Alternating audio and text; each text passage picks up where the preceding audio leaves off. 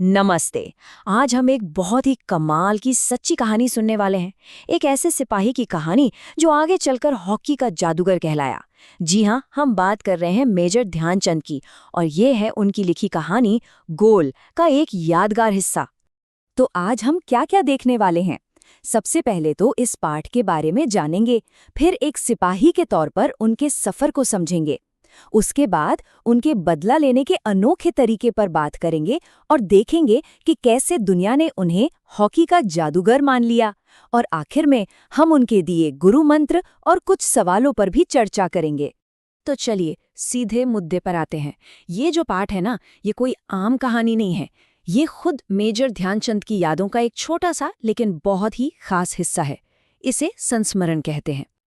अब संस्मरण ये होता क्या है? सीधी सी भाषा में कहें तो जब कोई इंसान अपनी जिंदगी के किसी खास पल को याद करके खुद लिखता है, उसे संस्मरण कहते हैं। इससे हमें पता चलता है कि उस वक्त वो क्या सोच रहे थे, क्या महसूस कर रहे थे। और वो महान खिलाड़ी कोई और नहीं बल्कि मेजर ध्यानचंद थे। लोग उन्हें हॉकी का जादूगर कहते थे। सोचिए तो जरा, उनके खेल में ऐसा भी क्या जादू था कि उन्हें इतना बड़ा नाम मिला। चलिए इसी का पता लगाते हैं। तो भाई, हर बड़े खिलाड़ी की कहानी की एक शुरुआत होती है ना? अब हम देखेंगे कि कैसे ध्यानचंद ने एक साधारण सिपाही से हॉकी के मैदान के बादशाह बनने तक का सफर तय किया। ध्यानचंद जी खुद अपने शब्दों में बताते हैं कि सिर्फ 16 साल की उम्र में वो फौज में, यानी फर्स्ट ब्राह्मण रेजिमेंट में एक साधारण सिपाही बन गए थे। सोचिए, इतनी छोटी उम्र में देश सेवा का जज्बा, तब तो हॉकी दूर दूर तक उनकी जिंदगी में नहीं थी। चलिए अब इस पाठ में आए कुछ शब्दों का मतलब समझ लेते हैं। पहला शब्द है रेजिमेंट। इसका मतलब है सेना की एक टुकड़ी या एक दल। और दूसरा शब्द है नौसिखिया, मतलब कोई ऐसा इंसान जिसने अभी अभी कुछ सीखना शुरू किया हो, बिल्कुल नया हो। और यहीं से कहानी में आता है एक जबरदस्त ट्विस्ट। जानते हैं, ध्यानचंद को हॉकी में पहले कोई दिलचस्पी ही नहीं थी।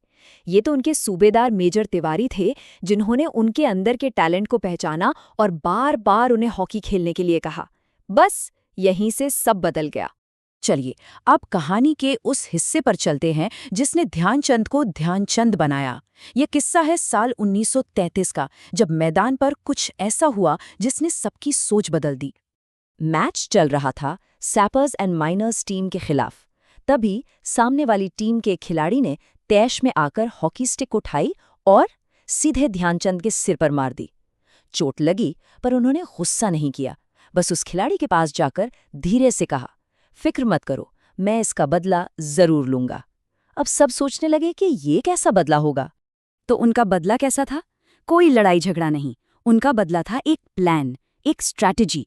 उन्होंने चोट को सहा, अपने गुस्से को काबू में रखा और ठान लिया कि जवाब अपनी हॉकी स्टिक से देंगे, गोल करके। और फिर मैदान पे जो हुआ वो तो कमाल ही था। ध्यानचंद ने गोल करना शुरू किया। 1, 2 नहीं, पूरे 6 गोल, एक के बाद एक, लगातार 6 गोल। ये सिर्फ गोल नहीं थे, ये गुस्से का सबसे शांत, सबसे ताकतवर जवाब था। मैच खत्म हुआ और वो सीधे उस खिलाड़ी के पास गए, उसकी पीठ थपथपाई और कहा, दोस्त, ये था मेरा बदला। बस इस एक लाइन से उन्होंने दुनिया को सिखा दिया कि असली ताकत बाजुओं में नहीं बल्कि खेल भावना और संयम में होती है। इस घटना के बाद ध्यानचंद का नाम हर किसी की जुबान पर था। अब उनकी कहानी सिर्फ भारत तक सीमित नहीं रहने वाली थी। वो पहुंचने वाले थे दुनिया के सबसे बड़े मंच पर, 1936 का बर्लिन ओलंपिक्स। जरा सोच कर देखिए इस सफर के बारे में। 1921 में एक मामूली सिपाही के तौर पर शुरुआत की और सिर्फ 15 साल बाद वो बर्लिन ओलंपिक्स में भारतीय टीम के कप्तान थे। ये उनकी मेहनत और लगन का ही तो कमाल था। बर्लिन में जब वो खेलते थे तो ऐसा लगता था मानो गेंद उनकी हॉकी स्टिक से किसी चुंबक की तरह चिपक गई हो, उसे कोई छीन ही नहीं पाता था। लोग हैरान थे, उन्हें यकीन ही नहीं हुआ कि कोई इतना अच्छा कैसे खेल सकता है। और बस वहीं से उन्हें नाम मिला हॉकी का जादूगर। तो सवाल ये उठता है कि उनकी इस बेमिसाल कामयाबी का राज क्या था? आखिर ऐसा कौन सा गुरु मंत्र था उनके पास जिसने उन्हें इतना महान बना दिया? चलिए उन्हीं से जानते हैं। ध्यानचंद जी हमेशा कहते थे कि सफलता के 3 मंत्र हैं। पहला, लगन, मतलब जो ठान लिया सो ठान लिया। दूसरा, साधना, यानी प्रैक्टिस, प्रैक्टिस और बस प्रैक्टिस। और तीसरा जो सबसे ज़रूरी है, खेल भावना, यानी हार और जीत दोनों को सम्मान के साथ अपनाना। और उनकी ये सीख आज भी हमारे साथ है। उनका जन्मदिन 29 अगस्त हम सब राष्ट्रीय खेल दिवस के तौर पर मनाते हैं, है ना? और तो और हमारे देश का सबसे बड़ा खेल पुरस्कार भी उन्हीं के नाम पर है, मेजर ध्यानचंद खेल रत्न पुरस्कार। वो ऐसे खिलाड़ी थे जो अपनी जीत का श्रेय हमेशा अपनी टीम को देते थे। तो अब जब हमने ये पूरी प्रेरणा देने वाली कहानी समझ ली है, तो चलिए देखते हैं कि हमें कितना समझ आया। कुछ सवाल जवाब हो जाएं? तो पहला सवाल है, लोगों ने मेजर ध्यानचंद को हॉकी का जादूगर कहना क्यों शुरू किया? सोचिए जरा।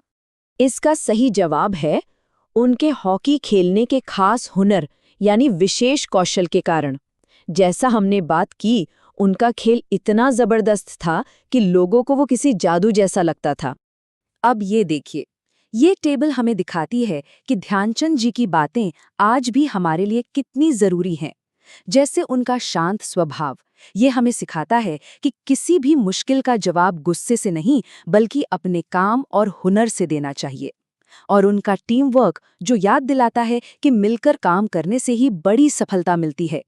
और आखिर में उनके ये एक बात, हार या जीत मेरी नहीं बल्कि पूरे देश की है। ये लाइन हमें सिखाती है कि हम जो भी करते हैं, चाहे खेलें या पढ़ें, वो सिर्फ हमारे लिए नहीं बल्कि हमारे देश के लिए भी है। और यही तो है सच्ची देशभक्ति। धन्यवाद।